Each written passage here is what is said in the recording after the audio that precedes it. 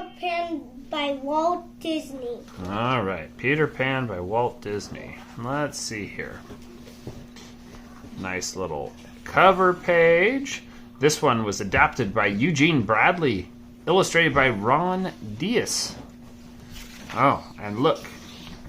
It's the island that Peter Pan lives on. There was a place, a faraway place, where the sun always shone, the sky was always blue, and no one ever grew old.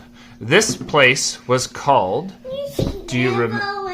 Yeah, Neverland. And it was where Peter Pan and Tinkerbell lived. Neverland. Daddy, can you speak? You're talking too loud. I will try to read quieter. Not so very far away in the city of London lived John, Wendy, and Michael Darling. Every night they would gather in the nursery to hear Wendy tell wonderful tales of Peter Pan's adventures with friendly Indians and nasty pirates in Neverland.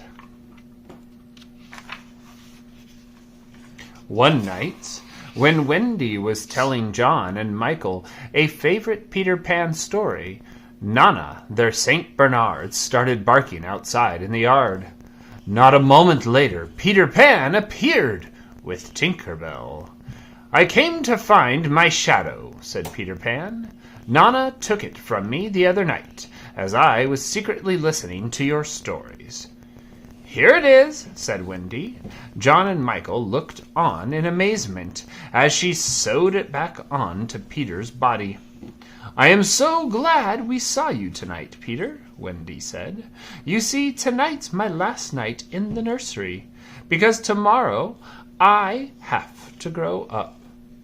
But that means no more stories, cried Peter, unless I take you all back to Neverland with me. Wendy, John, and Michael couldn't believe their ears. That would be wonderful, they all shouted. Peter Pan sprinkled some of Tinkerbell's pixie dust over the children and told them to think happy thoughts. Now you can fly. Yeah, said Peter.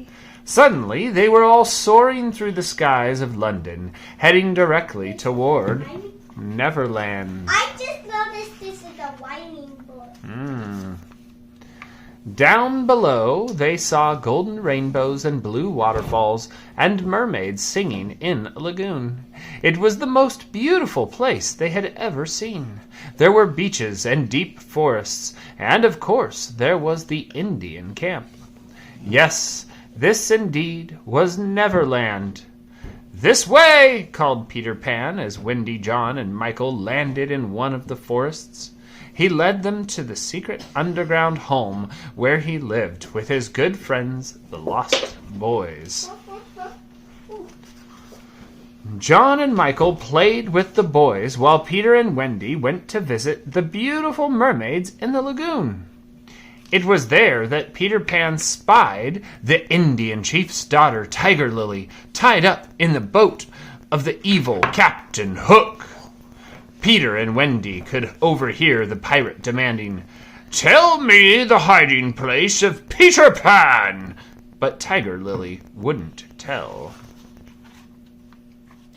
I have to save her, Peter told Wendy. They flew off together to Skull Rock, where Captain Hook had taken Tiger Lily. There, Peter challenged Captain Hook to a thrilling duel.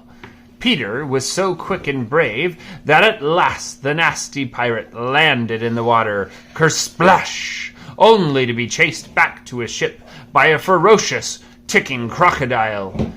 Peter rescued Tiger Lily and returned her to her father, the chief. Captain Hook was very angry. "That cursed Peter Pan! I shall have my revenge against him, once and for all," he cried. He captured Tinkerbell and forced her to show him where Peter Pan lived. Then he caged her in a lantern. As Captain Hook's band of pirates approached Peter Pan's home, the Darlings and the Lost Boys were coming up from underground. One by one, they were captured and taken to the pirate ship. "Ours, nice capture, Schmeed." "Peter Pan will save us," Wendy said bravely. Captain Hook roared with wicked laughter. "Ha ha ha ha! Pan will never be able to save you," he shouted. "You will walk the plank."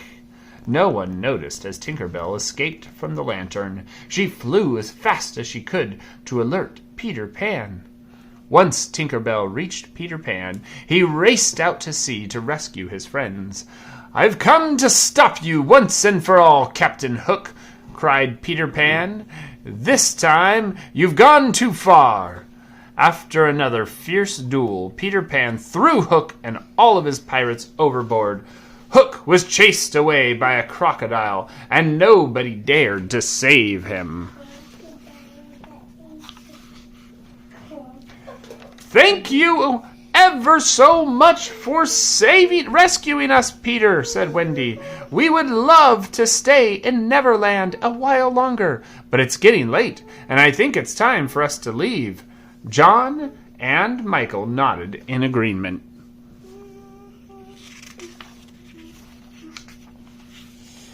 "Well, if that's the case," said Peter, "we'll sail tonight." Once again, Peter Pan sprinkled Tinker Bell's pixie dust over everyone, and Captain Hook's pirate ship was suddenly sailing through the skies of Neverland, heading back to the Darlings' home in London. But before Peter Pan and Tinker Bell started off for Neverland, they made Wendy, John, and Michael promise never to forget them, and they never did. "Goodbye, Peter Pan! We'll never see you again in Neverland." What'd you think of that book, Apollo? What'd you think? I want you to read it again. Again and again? All right. Well, we can now that it's part of Apollo Reads. Do you want to say adios to the internet? Adios! Adios, internet!